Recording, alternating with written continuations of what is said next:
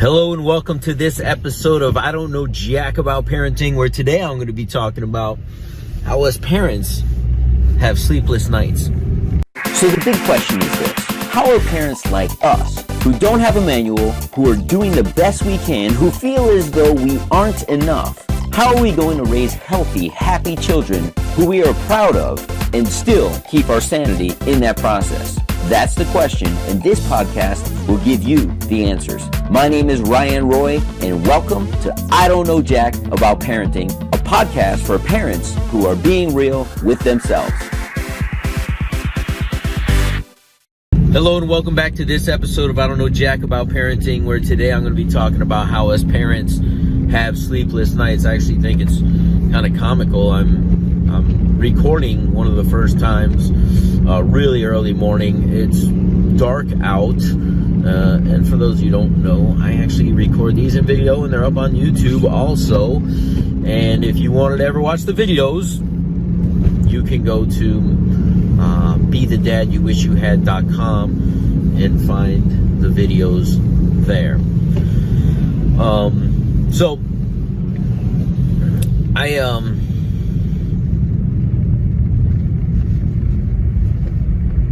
it's just interesting how this parenting thing is. One of the things that we do as parents is we just cater to our children as best we can while still holding some sort of normalcy. For the moms out there, I would say this: I know moms at every stage of their child's development, way more so than dads, worry about everything. So when the child's born, the thoughts are, oh my gosh, we're going to have SIDS. Are they sleeping on their belly or on their back? Or, oh my God, can we have a blankie in the bed? Or is the temperature perfect? And then they get a little bit older and then they get into their bed and it's like, is he going to roll out of bed? Is this too early? Is this too late? And work on up all the way to like high school. Is he going to get bullied? Off to college, is he going to be okay? Did I prepare him well? Or her? I'm just using him. And a lot of that, like first driver's license, that one worries me, is when my son gets his driver's license. He's out on the road with all the crazies with lack of experience, right? Not knowing how to adjust and stay away from crazy drivers, or accidents really can't be prevented. So having your child out there in that environment and not being able to protect and hope that you did stuff. So these sleepless nights, but the sleepless nights I'm talking about, I actually wanted to do this podcast earlier in the week because it really started for me on Sunday. The little one has been getting up at like 3 a.m. and I have to go in and comfort him. And in his bed is his crib, but he's also inheriting his brother's race car Lightning McQueen bed, and that's in his room at this point. And I'll take him out of the crib and I'll lay him in the bed and I'll just kind of, soothe him and lay there and eventually fall asleep with him for a couple more hours. But these nights, when you go to bed pretty late, turn into broken up sleep and not good sleep, and that turns into the next day. And this week it turned into, as I record this, it's a Friday. It may not be a Friday when this posts, but it's Friday, and last night I was so exhausted I fell asleep at 9 o'clock at night, which is rare for me. It's early. And I got a solid 5 hours sleep and was up at 2. And I started, my mind started racing, things I need to get done today, and I have a busy schedule today. And I was like, you know what? Just go down to the office. Just start working. And I'm laughing at myself as I'm 4 hours into work and it's 6 o'clock in the morning.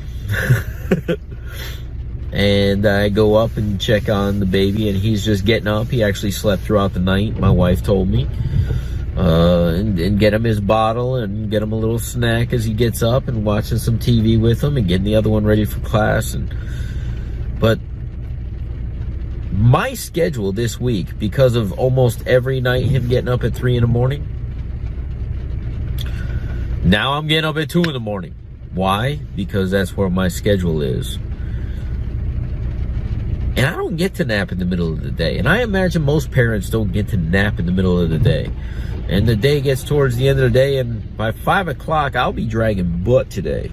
Thank God it's Friday. See, I don't know jack about parenting, but I do know this. We do need energy to perform this job at its highest level, just like any job. And I said to my wife, I said, I don't know what you have planned for the weekend, but I think we need to all go low-key, because I think as a family, he's been getting up at 3. His schedule doesn't change much. He has school and things. The other one is very busy with a lot of activities in the holiday season now, and parties and presentations at school, and events happening on the weekends and during the week. Like, we need, as a family, a day of rest. And my hope is that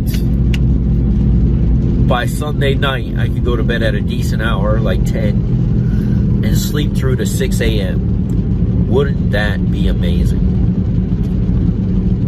Hey guys, if you're listening to this, reach out to me at bethedadyouwishyouhad@gmail.com. Share with me some of your thoughts.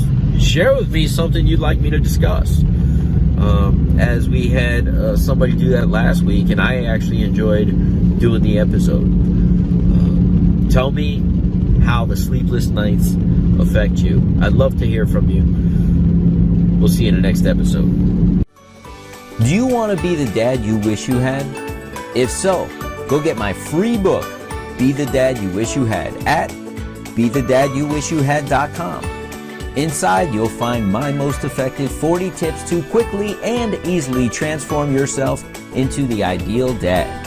Go to bethedadyouwishyouhad.com now and get it while it's free.